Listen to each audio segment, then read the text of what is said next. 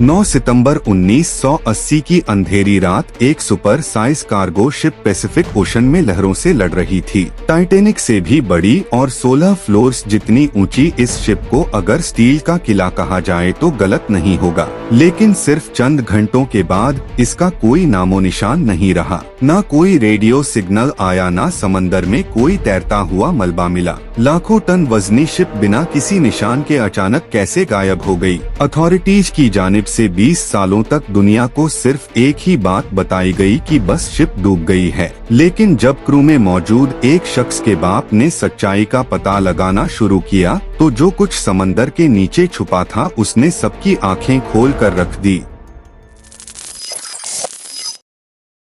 9 सितंबर 1980 की शाम Pacific ocean की गहरी लहरों को चीरता हुआ एक बेपनाह बड़ा कार्गो शिप एमवी टर्बिशर जापान की तरफ रवाना था, लेकिन उसी वक्त ईस्ट की तरफ से एक और मेहमान उसकी तरफ बढ़ रहा था। टाइफन ऑर्किड, एक तूफान जो हर घंटे के साथ और भी ज्यादा खतरनाक होता जा रहा था। एमवी डर्बिशर पिछले 8 हफ्तों से मुसलसल सफर कर रही थी। कनाडा की आयरन माइन से 1500 टन लोहा उठाने के बाद अटलांटिक ओशन को पार किया, अफ्रीका के सदर्न किनारे से गुजरी और इंडियन ओशन की लहरों को छांटती हुई अब आखिरी मंजिल के करीब थी। शिप पर 42 तजुर्बाकार लोग, जिसमें इंजीनियर्स, हेल्पर्स और एक्सपर्ट्स शामिल थे, अब बस अपने सफर के आखिरी चंद घंटे गिन रहे थे। लेकिन शायद किस्मत को कुछ और ही मंजूर था। शिप के कैप्टन जाफरी अंडरहिल, जिनको 20 साल का एक्सपीरियंस था, वह इस मिशन के जिम्मेदार थे।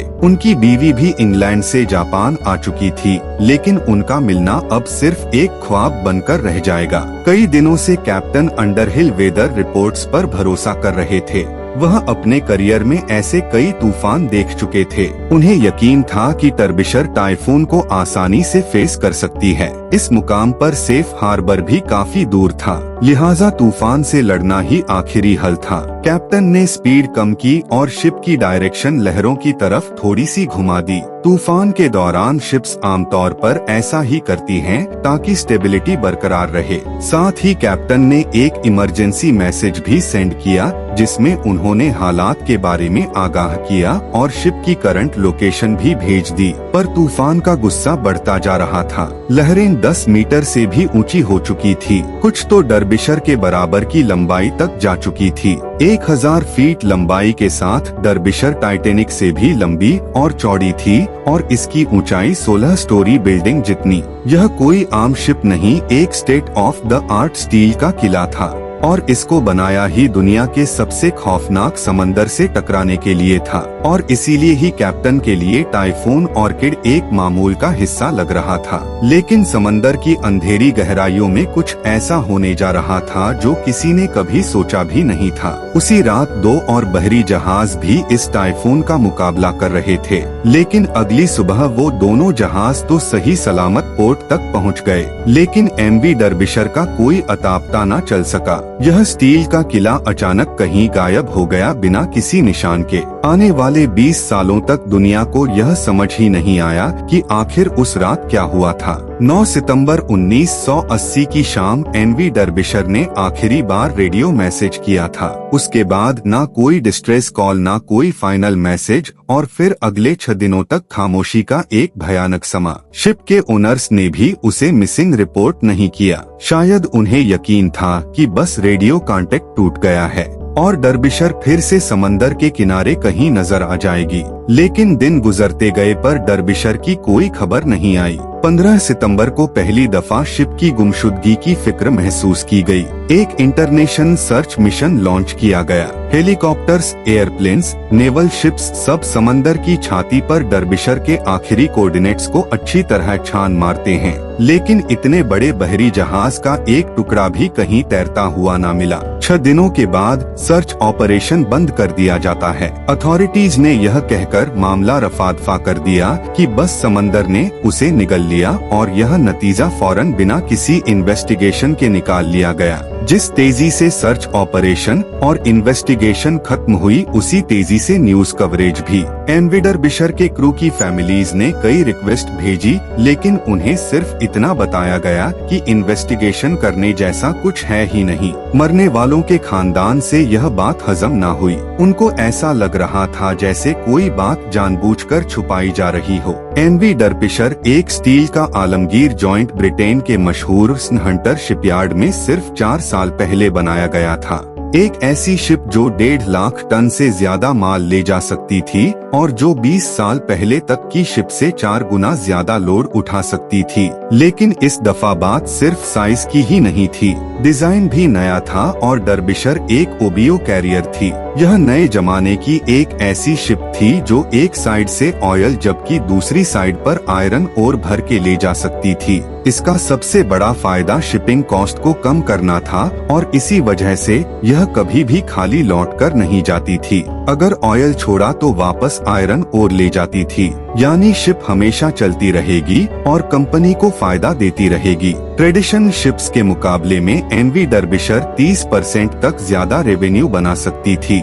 इसका शुमार ब्रिज क्लास की शिप्स में होता था और उस वक्त ऐसी सिर्फ 6 ही शिप्स पूरी दुनिया में अवेलेबल थी। इसे ब्रिटेन के सान हंटर नामी शिपयार्ड ने बनाया था। उस वक्त इस कंपनी को काफी चैलेंजेस का सामना करना पड़ रहा था, क्योंकि उनका मुकाबला था जापान और साउथ कोरियन शिपयार्ड से जो वही शिप्स ज्यादा सस्ती और ज्यादा जल्दी बना रहे थे। सान हंटर जो कभी दुनिया की शिप बिल्डिंग इंडस्ट्री का बेताज बादशाह हुआ करता था, अब जापानीज और साउथ कोरियन कंपनीज की वजह से काफी दबाव का शिकार था। उन्होंने कॉस्ट कटिंग करना शुरू की और शायद यहीं पर छुपा था एमवी डर्बिशर के डूबने का राज। इस हादसे के बाद कई घरों में अंधेरा छा गया, लेकिन एक शख्स ऐसा था जिसके लिए यह सिर्फ एक नुकसान नहीं एक मिशन बन गया। पीटर रेडयार्ड अपने जवान बेटे को डर्बिशर में खो बैठा था, लेकिन पीटर सिर्फ एक बाप ही नहीं बल्कि एक एक्सपीरियंस्ड शिप सर्वेयर था, जिसने अपनी जिंदगी समंदर और शिप्स का तजिया करने में गुजारी थी। जब पीटर खुद मैदान में उतरा तो उसने एक हैरान कर देने वाली हकीकत का पर्दाफाश कर दिया। 1982 में डर्बिशर के गायब होने के सिर्फ 18 महीनों के बाद टाइम ब्रिज नामी एक और ब्रिज क्लास शिप नॉर्थ सी के तूफानों से लड़ रही थी और अचानक शिप के सुपरस्ट्रक्चर के आगे स्टील में दरार पड़ने लगी। कैप्टन ने फॉरेन एवैक्यूएशन का हुक्म दिया और क्रू को एयरलिफ्ट करके बचा लिया गया। इस हादसे में शिप को बचा लेना किसी मौजज़े जैसा ही था, क्योंकि शायद कुदरत भी इस बार सच्चाई दिखाना चाहती थी। जब पीटर ने उस शिप का ठीक से मुआयना किया तो पता चला कि शिप के फ्रंट साइड के एक हिस्से पर क्रैक्स पड़ चुके थे। मजीद कुछ डॉक्यूमेंट्स पढ़ने के बाद उनको मालूम पड़ा कि सिर्फ यही नहीं बल्कि हर ब्रिज क्लास शिप में क्रैक्स डेवलप हो चुके हैं और यह क्रैक्स सिर्फ एक ही जगह पर पड़ रहे हैं। और फिर यह शिप्स चुपके से रिपेयर के लिए पोर्ट्स में बुलाई जा रही थी। सिर्फ इतना ही नहीं, पीटर ने एक और हैरतअंगेज चीज ढूंढ निकाली। यह शिप्स ओरिजिनल डिजाइन प्लान्स के मुताबिक नहीं बनाई गई थी। कुछ हिस्से ऐसे थे जिन्हें जल्दबाजी में ओरिजिनल डिजाइन से हटकर बनाया गया था। पीटर के हाथ अब एक ऐसा सबूत लग चुका था जो शायद एमवी डर्बिशर की इन्वेस्टिगेशन को दोबारा खोल सके। पीटर ने यह सारे सबूत इकट्ठे किए और डिपार्टमेंट ऑफ ट्रांसपोर्टेशन को भेज दिए, लेकिन उन्होंने कोई एक्शन लेने के बजाय सिर्फ इतना कहा कि डर्बिशर के डूबने की प्रॉपर इन्वेस्टिगेशन अब हो चुकी है और नई इंक्वायरी का कोई प्लान नहीं है। अथॉरिटीज ने कान बंद कर दिए, लेकिन मरने वालों की फैमिलीज ने जुबान खोल ली। 1984 में उन्होंने डर्बिशर फैमिली एसोसिएशन बना ली, जिसका सिर्फ एक ही मकसद था कि सच से पर्दा उठाकर रहेंगे। नवंबर 1986 में एक और ब्रिज क्लास शिप जिसका नाम कोलून ब्रिज था, आयरलैंड के कोस्ट के पास समंदर में ही क्रैक्स पड़ने की वजह से ग्राउंड हो गई। अटलांटिक के रफ समंदर से गुजरते वक्त उसका हल जो पहले ही कमजोर हो चुका था, समंदर के झटों का सामना नहीं कर सका। कोलून ब्रिज 6 में से आखिरी ब्रिज क्लास शिप थी जिसमें वह खास रिपेयर वर्क नहीं हुआ था जो पीटर ने दूसरी शिप्स में ढूंढा था। लेकिन अब की बार ब्रिटिश गवर्नमेंट चुप नहीं बैठी और दोबारा से एक नई इन्वेस्टिगेशन खोलने का इरादा किया। पीटर और दूसरी फैमिलीज को उम्मीद की एक किरण दिखाई दी। अगले 6 महीनों तक मुख्तलिफ एक्सपर्ट्स ने इस इन्वेस्टिगेशन में अपनी अपनी राय दी। किसी ने डिजाइन पर दोष दिया, तो किसी ने समंदर को। लेकिन इस इन्वेस्टिगेशन में पीटर के तमाम एविडेंस पर कोई ध्यान नहीं दिया गया। उसके सबूत जो डायरेक्टली स्ट्रक्चरल फेलियर की तरफ इशारा करते थे, उनको बड़ी चालाकी से दबा दिया गया। इन्वेस्टिगेशन रिपोर्ट में बताया गया कि एमवी डर्बिशर और ब्रिज क्लास की शिप्स में कोई स्ट्रक्चरल फेलियर के सबूत नहीं मिले। डर्बिशर बस एक और शिप थी जो समंदर की लहरों का शिकार बन गई। फैमिलीज जो पिछले कई सालों से यह लड़ाई लड़ रही थी, उनके लिए यह रिपोर्ट किसी तमाचे से कम नहीं थी। दूसरी इन्वेस्टिगेशन के बाद अब फैमिलीज का हौसला टूट रहा था। उनका सिर्फ यही कहना था कि डर्बिशर का राज समंदर नहीं बल्कि सिस्टम में छुपा है। लेकिन उन फैमिलीज ने कभी हिम्मत नहीं हारी। 1994 में इंटरनेशनल ट्रांसपोर्ट वर्कर्स फेडरेशन के साथ मिलकर एक प्राइवेट इन्वेस्टिगेशन टीम बनाई गई। सबने मिलकर इस मिशन का खर्चा बर्दाश्त किया और एमवी डर्बिशर को 14 सालों के बाद समंदर में तलाश करने का प्लान बनाया गया। हैरतंगेज तौर पर सिर्फ 23 घंटों के अंदर अंदर सतह समंदर से 4 किलोमीटर नीचे डर्बिशर को वन पीस में ढूंढ लिया गया। यह वाकई एक बहुत बड़ी कामयाबी थी। लेकिन इस गुद्दी को सुलझाने के लिए समंदर के अंदर शिप के एक एक हिस्से की फोटो ली गई और अगले 6 सालों तक इन्वेस्टिगेशन चलती रही।